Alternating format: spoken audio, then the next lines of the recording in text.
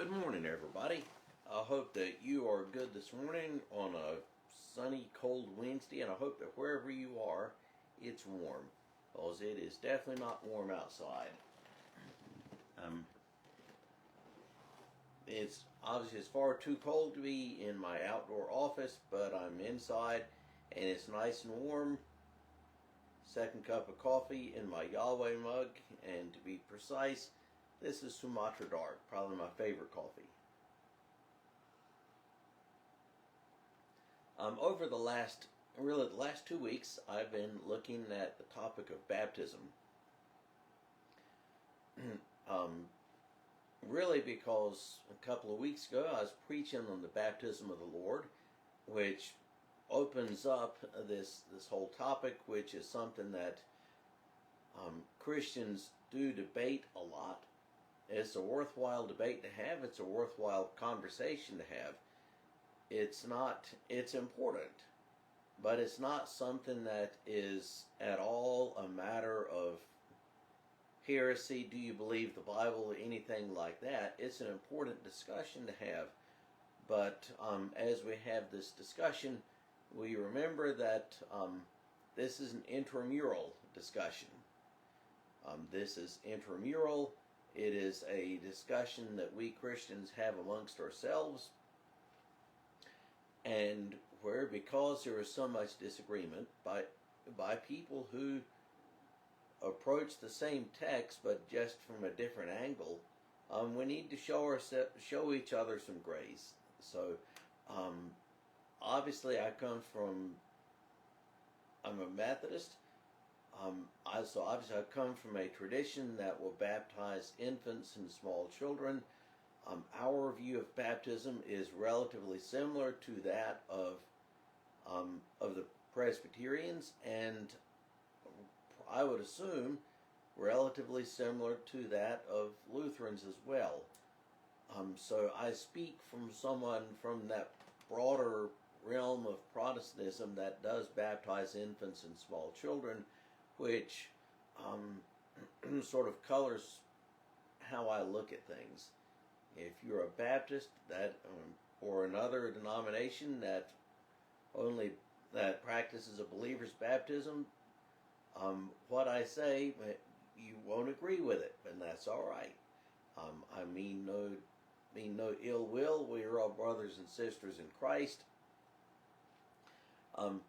So, all that being said, 2 weeks ago, I gave as best I could the biblical philosophical arguments for a believer's baptism, that only people who are old enough to make a knowing profession of faith can and should be baptized.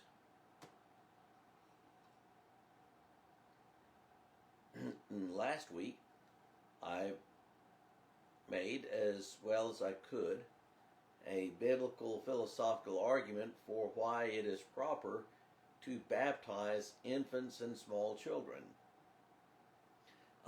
So what I want to do today is to extend that discussion just a little bit. Should you get rebaptized? Is rebaptism valid? And this particularly comes up in relation to the baptism of infants or small children. If you are baptized as an infant, should you get baptized again as an adult? One thing that I didn't mention last week, but really which I should have. If you are baptizing infants or small children, which infants or small children should you baptize? And the answer to that would be the small children of adult believers. With baptism, there should be the assumption that the child will be brought up in the faith. That should be an assumption. So it is only the infants or small children of adult believers. So, should you get rebaptized? And my answer would be this.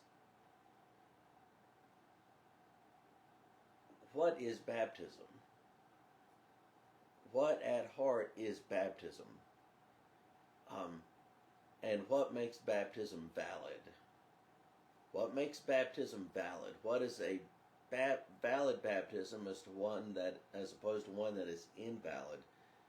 And then what actually is baptism? The answer to those two questions will determine whether one should or shouldn't get rebaptized. So what makes a baptism valid? It is not the denomination. It is not the pastor. It's not the denomination or the pastor's belief on this or that theological point. What makes a baptism valid is this. Is it Trinitarian?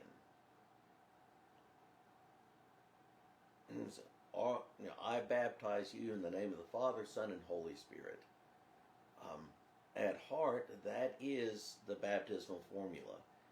And if you're baptized in that Trinitarian formula, which goes back to Jesus himself, then we believe that the baptism is valid. Now, if a church body, or if a group whose theology of the Trinity was deeply flawed and didn't baptize in that Trinitarian formula, then we wouldn't acknowledge, even in my United Methodist Church, we wouldn't acknowledge that baptism as being valid. The biggest point, is it Trinitarian? I baptize you in the name of the Father, Son, and Holy Spirit.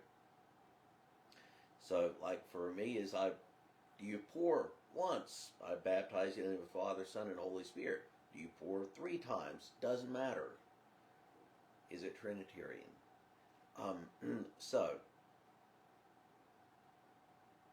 that's what makes a baptism valid. Now the next thing, should you get rebaptized? What does baptism represent? What does it represent? So for my Baptist friends, if I'm understanding your position correctly, baptism is integrally related to your own profession of faith. And a lot of Baptist churches will practice rebaptism, and if baptism in your thought is connected to your profession of faith, then there is nothing wrong with being rebaptized.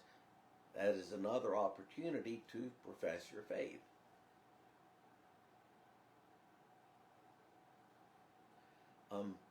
On the other hand, if baptism at heart, if baptism is, as the traditions that baptize infants believe, if baptism is an initiation into a covenant, if it stands in the place of circumcision, as Paul seems to argue in Colossians chapter 2, if it is a symbol of the inner washing from sin, if it is those things, then there is no need to rebaptize. There's simply no need for it. Why would you need to be reinitiated into a covenant? As God is faithful to all of his promises, and if baptism is an initiation into a covenant, as circumcision was, why rebaptize? If baptism at heart is a symbol, if the water in baptism is a symbol of the washing from sin that only God can do, why rebaptize? To rebaptize would be to almost say that God somehow messed up the first time. So if you're in a Baptist tradition and you want to get rebaptized, I think that most Baptist pastors would allow that, but I can't speak for certain because I'm not Baptist. On the other hand, if someone came to me in one of the churches that I've served, and it has happened, and asked, should I get rebaptized? Perhaps the best answer is why? Why would you want to get rebaptized? So in the Old Testament, would a Jewish male in the Old Testament ask at some point if it's even possible to get recircumcised? No. So there's no need to, in our understanding, there's no need to get rebaptized. If you do it, is it the worst thing ever? No, but there's no need to. There's no need to, and personally, I wouldn't do it. And I would, and if and when people come to me asking about it, I would sort of like, why do you want to? Which leads to why, like, you don't need to. It doesn't avail you anything. What makes a baptism valid? Is it Trinitarian? I baptize you in the name of the Father, Son, and Holy Spirit. And then next, in the Protestant traditions that baptize infants or small children, that baptism is more aligned with what God does for us than what we are doing for God. It is more aligned with an act of God for us than it is a work that we are doing for God. It is not for us any sort of a work of obedience. It's not for us related at all to our profession of faith. Rather, it is a sign of what God is doing for us, not what we are doing for God. And if it's a sign of what God is doing for us, then to rebaptize, if you really think about it, is saying that God somehow isn't faithful or that God somehow messed up. I'm not certain whether other denominations have it, but we have in our hymnals, we have a liturgy for a reaffirmation of baptism, which I think is great. I think that is a great thing to have, and I can't speak for my Presbyterian or Lutheran friends, but I would imagine y'all have something that is akin to it. But I think it's very valuable. We do this every so often. It's a reaffirmation of baptismal covenant. It is. It's not rebaptism, but it is an opportunity to remember that we have been baptized. I don't remember when I was baptized. I know that I was as a small child, as a small infant, but it doesn't matter that I remember exactly when. What matters is that I was.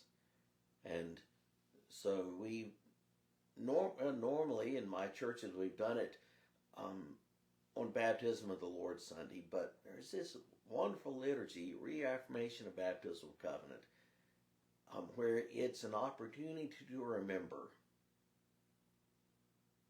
to go back over what baptism is, and to remember and to remind ourselves that we have been. That we have been claimed by God, that we've been initiated into God's new covenant. So, I hope that answers your question.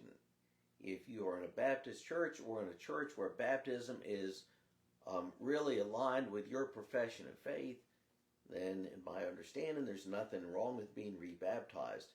But in the Protestant churches that baptize infants or very small children, there is no need to rebaptize, and to rebaptize would be almost to infer that God messed up somehow, that God's not faithful.